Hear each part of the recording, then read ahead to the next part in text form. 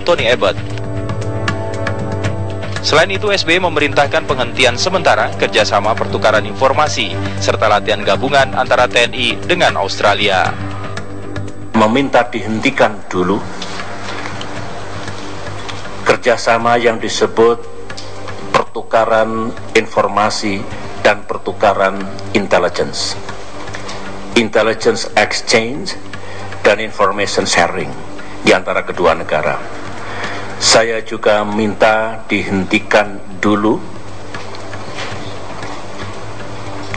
latihan-latihan bersama antara tentara Indonesia dan Australia, baik Angkatan Darat, Angkatan Laut, Angkatan Udara maupun yang sifatnya gabungan. Menko Polhukam Joko Suyanto pun memastikan latihan bersama militer Indonesia dan Australia dipercepat menyusul instruksi SBY. Kan udah mau selesai juga, akan dipercepat latihan-latihan itu untuk segera kembali, dan udah hampir selesai. Sangat menunggu dari apa respons Bapak Tony Abbott setelah nanti malam beliau menerima surat dari Bapak Presiden. Responsnya bagaimana? Yang dinyatakan oleh Perdana Menteri Tony Abbott sekarang ini kan selama ini adalah pernyataan beliau kepada parlemen. Panglima TNI Jenderal Muldoko langsung memerintahkan penarikan semua prajurit TNI dan peralatan perang pada latihan gabungan Elang Ausindo, termasuk 6 jet tempur F-16. Latihan bersama TNI Australia ini baru dimulai 2 hari lalu dan seharusnya selesai 24 November mendatang.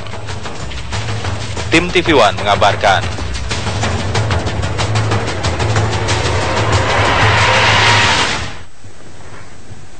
Ya, perintah Presiden untuk menghentikan latihan bersama militer dengan Australia langsung dilaksanakan oleh Komando Pasukan Khusus atau Kopassus. Ya, latihan gabungan dan komando antara Kopassus dengan militer Australia yang sudah berlangsung 4 hari langsung dihentikan oleh Komandan Jenderal Kopassus. Dan berikut pernyataan Majen Agus Sutomo dalam program Apa Kabar Indonesia Pagi.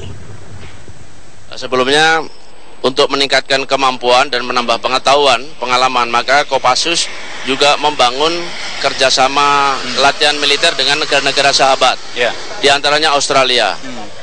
Dengan Australia kita 1 tahun 2 kali latihan. Yang pertama namanya Don Kokabura, itu apabila latihannya di Australia.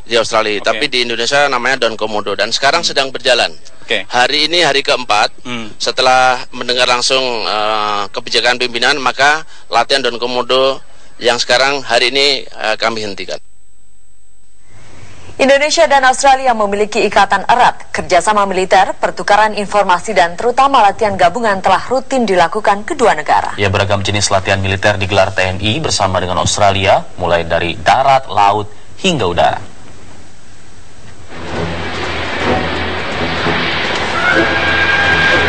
Sejak zaman Orde Baru, latihan TNI bersama negara lain rutin dilakukan. Salah satu negara paling rajin menggelar latihan bersama adalah Australia.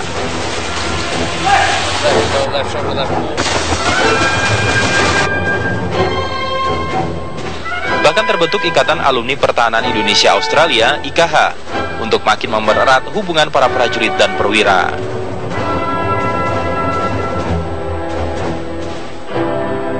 Pekan ini TNI AU mengadakan latihan bersama dengan Royal Australian Air Force atau RAF dengan Sandi Elang Ausindo 2013 di Pangkalan Militer Darwin. Lanut Iswahyudi memberangkatkan 5 jet tempur F-16 beserta 60 personel pendukung latihan. TNI Angkatan Laut menggelar latihan bersama dengan Australian Royal Navy. Latihan yang merupakan agenda tahunan kedua Angkatan Laut itu berlangsung di Laut Jawa. TNI Angkatan Laut mengerahkan 2 kapal perang, yaitu KRI Sultan Hasanuddin dan KRI Oswald Siahaan. TNI Angkatan Darat juga berlatih bersama Royal Australian Army dengan Sandi Kartikabura dan latihan bersama Don Komodo. Saya juga minta dihentikan dulu. Namun skandal penyadapan intelijen Australia merusak hubungan erat kedua negara. Baik Angkatan Darat, Angkatan Laut. Presiden SBY memerintahkan semua latihan militer bersama Australia dihentikan sementara. Tim TV One mengabarkan.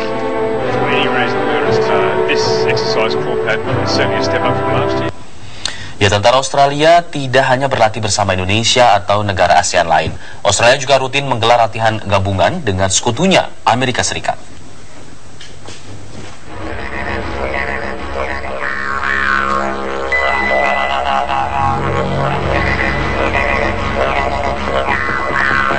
Inilah latihan militer terbesar di Asia Pasifik. Operasi dengan nama sandi Talisman Saber ini adalah latihan perang gabungan antara Australia dan Amerika Serikat. Latihan ini digelar 2 tahun sekali di 6 lokasi termasuk laut perbatasan Indonesia. Latihan berfokus pada perencanaan krisis tindakan dan kemampuan militer negara mengatasi perang teroris. Sejak dimulai 2005, Talisman Saber telah digelar 5 kali. Latihan militer ini melibatkan 26.000 tentara Amerika Serikat dan 30.000 tentara Australia.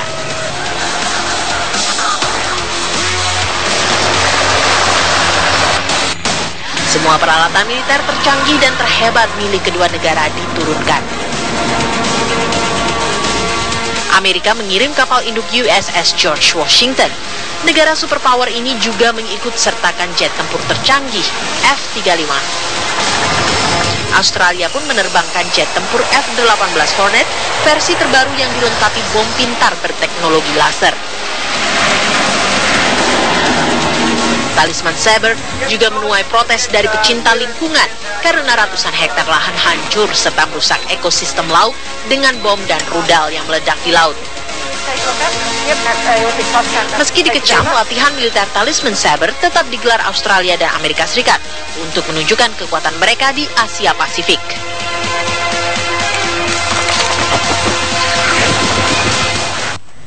Pemirsa, protes terhadap penyadapan Australia di Indonesia terus dilancarkan komunitas peretas Indonesia. Ya, kali ini komunitas bernama Anonymous Indonesia mengklaim telah meretas situs milik polisi Australia AFP dan Bank Sentral Australia RBA.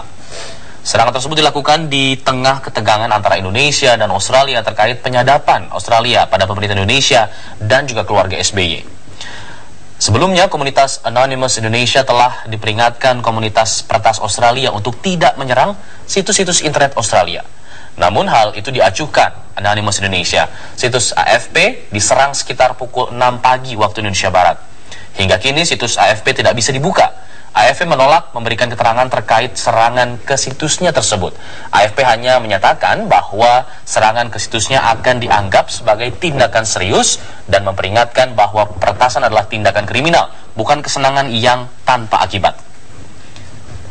Situs lain yang diserang Anonymous Indonesia adalah situs Bank Sentral Australia RBA. Situs RBA diserang sekitar pukul 10 malam waktu Indonesia Barat. Bedanya, serangan di RBA tidak melumpuhkan situs itu, melainkan hanya memperlambatnya. Sementara terkait layanan bank, RBA menegaskan tidak ada gangguan karena telah melakukan langkah-langkah pencegahan. Anonymous Indonesia mengklaim telah meretas lebih dari 150 situs Australia sebagai protes terhadap penyadapan oleh pemerintah Australia. Ya, ancaman dari kelompok peretas Australia juga ditanggapi Anonymous Indonesia yang menulis di Twitter mereka siap pada perang dunia maya ini.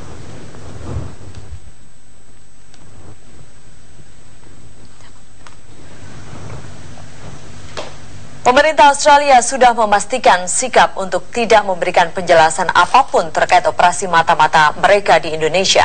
Ya, sikap Australia ini didukung Amerika Serikat yang merupakan sekutu dalam jaringan 5 mata. Ya, saat berkunjung ke Washington DC, Amerika Serikat, Menteri Luar Negeri Australia, Julie Bishop, menegaskan bahwa Perdana Menteri Tony Abbott telah memberikan pernyataan terkait skandal penyadapan Australia pada pemerintah Indonesia dan juga keluarga SBY. Bishop mendukung sang Perdana Menteri yang tidak akan meminta maaf dan tidak akan memberikan penjelasan terkait masalah penyadapan itu. Dalam beberapa kesempatan sebelumnya, Julie Bishop selalu menolak memberikan pernyataan terkait operasi intelijen Australia yang dilakukan melalui Kedutaan Besar Australia di Indonesia. Menteri Luar Negeri Amerika Serikat John Kerry menyatakan mendukung sikap pemerintah Australia terkait masalah intelijen. Menurut Kerry, keputusan Australia untuk tidak menjelaskan masalah operasi intelijennya di Indonesia sudah tepat. Kerry mengatakan tidak selayaknya masalah intelijen dijelaskan di hadapan publik. Sementara itu, mantan Menteri Luar Negeri Australia Alexander Donner menyebut langkah Perdana Menteri Abbott untuk tidak menjelaskan operasi intelijen di Indonesia sudah tepat. Menurut Donner, Australia sebaiknya tidak mengiyakan sekaligus tidak menyangkal masalah intelijen tersebut jika Australia tidak ingin larut dalam lebih banyak masalah. Ya, Australia adalah salah satu negara anggota Lima Mata yang merupakan kerjasama intelijen antara Amerika Serikat dengan Inggris. Dua negara lainnya yang menjadi anggota Lima Mata adalah Kanada dan juga Selandia Baru.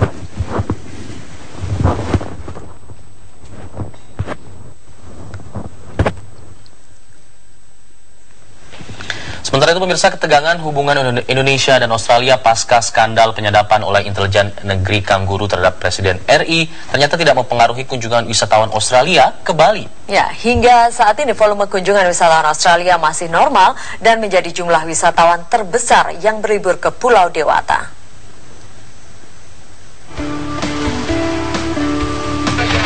Hubungan Indonesia-Australia yang memanas tak menyurutkan minat wisatawan asal Australia untuk berlibur ke Pulau Dewata, Bali. Bahkan saat ini jumlah wisatawan asal Australia menempati urutan pertama jumlah wisatawan yang datang ke Bali. Hingga bulan ini tak kurang dari 600.000 wisatawan Australia datang untuk menikmati beragam objek wisata dan budaya di Pulau Dewata. Jumlah tersebut setara dengan 28% dari total wisatawan asing yang berlibur di Bali. Sedangkan Cina dan Jepang menempati urutan kedua dan ketiga. Kepala Dinas Pariwisata Bali menyatakan bahwa hubungan diplomatik yang memanas tidak berimbas pada minat wisatawan. Tidak terlalu signifikan pengaruhnya itu karena mereka juga ingin traveling ya, leisure ke Bali, biasanya politik kita di luar itu. Jadi dasar ini betul-betul merupakan satu hal yang utama bagi wisatawan Australia. Keindahan alam dan kekayaan budaya Pulau Dewata diyakini merupakan yang terbaik di dunia sehingga tidak banyak terpengaruh oleh hubungan kedua negara. Dari Denpasar, Bali, Ida Bagus Mada Mahendra, TV One mengabarkan. Ya, kita akan kembali melihat bagaimana kondisi terkini unjuk rasa di depan gedung Kedubes Australia di kawasan Kuningan. Kita akan bergabung dengan rekan Karunisa di sana. Nisa, bagaimana situasi di sana saat ini? Seni dan pemirsa, aksi unjuk rasa dari sejumlah elemen di antara Laskar Merah Putih, kemudian Pemuda Pancamarga dan elemen lainnya hanya berlangsung sekitar 2 jam dan baru saja mereka perlahan membubarkan diri. Kantor Kedubes Australia Rasuna Said, Kuningan, Jakarta Selatan, dan jalur lambat yang tadinya sempat tertutup akibat imbas dari aksi unjuk rasa tersebut saat ini perlahan sudah mulai dibuka dan lalu lintas baik di jalur lambat maupun jalur cepat perlahan sudah mulai berangsur-angsur kembali normal. Namun berdasarkan informasi yang kami dapat, rencananya masih ada 2 elemen lagi yang akan datang sekitar pukul 1 atau 2 siang nanti untuk melakukan aksi unjuk rasa di depan kantor Kedubes Australia. Karena itu sejumlah personil kepolisian di depan Kedubes Australia ini saat ini masih berjaga-jaga guna mengantisipasi kalau nanti benar masih ada aksi unjuk rasa susulan. Dan tadi orasi yang telah dilakukan oleh sejumlah elemen di antara Laskar Merah Putih ini merupakan satu bentuk kemarahan yang disampaikan oleh mereka.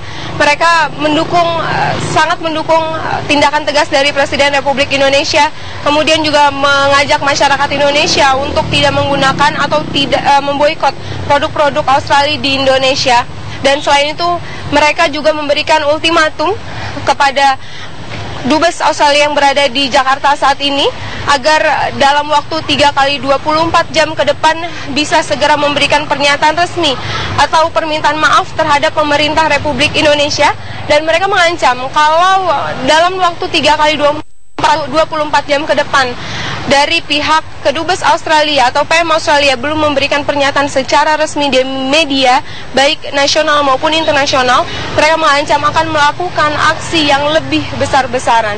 Dan rencananya nanti sekitar pukul 14 waktu Indonesia Barat masih ada elemen yang akan datang melakukan aksi unjuk rasa. Kami masih akan terus memantau bagaimana kondisi lalu lintas dan kondisi aksi unjuk rasa bila nanti ada aksi unjuk rasa susulan di depan kantor Kedubes Australia Rasuna Said, Kuningan, Jakarta Selatan. Kami kembalikan ke studio. Baik, Karunisa melaporkan langsung dari depan Kedutaan Besar Australia di Kuningan, Jakarta. Ya, pemirsa, kabar siang masih akan kembali dengan kabar terkait polisi yang berhasil mengungkap temuan air minum kemasan galon palsu sesaat lagi dalam Sorotan Siang.